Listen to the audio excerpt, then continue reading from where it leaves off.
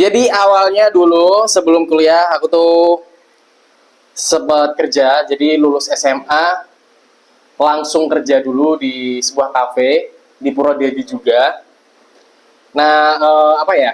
Sebenarnya dari dulu itu memang aku punya keinginan yang sangat kuat buat kuliah, tetapi memang kondisi ekonomi dari keluarga aku yang tidak mendukung ya secara ekonomi, secara finansial, terus dari mama aku juga udah bilang sebenarnya ngedukung aku buat kuliah, tapi ngelihat kondisi ekonomi, kondisi keluarga sepertinya nggak memungkinkan. Jadi harus gimana, ya udah waktu itu aku sempat kerja dulu di sebuah kafe.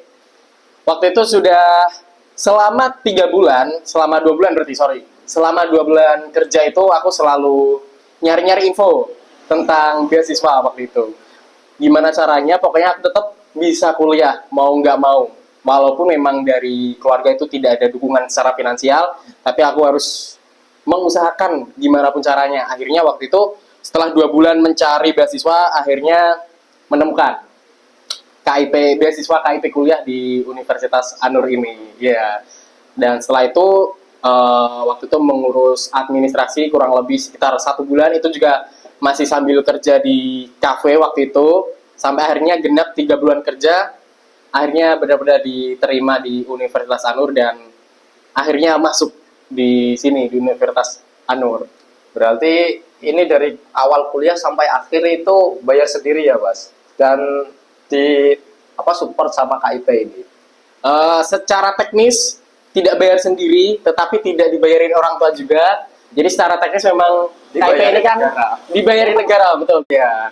Tapi untuk sehari-hari, kebutuhan sehari-hari itu gimana, Mas? Untuk kebutuhan sehari-hari ya, sebenarnya setiap masa itu beda-beda ya. Dari awal sampai sekarang itu beda-beda.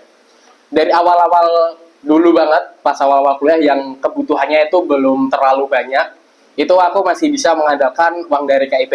Jadi gini, KIP itu alhamdulillah biayanya dibiayai biaya pendidikan juga, tapi kita juga dapat uang saku. Uang saku itu per semester keluar. Nah itu pas masih awal-awal semester dulu tuh masih bisa mengandalkan uang itu karena kebutuhannya belum terlalu banyak. Dan setelah itu kebutuhannya kan makin banyak nih. Ini kok gimana ini uang kok habis terus. Sampai pada titik akhirnya aku di situ mulai mencari-cari pekerjaan, mengandalkan skill yang aku punya dan relasi waktu itu.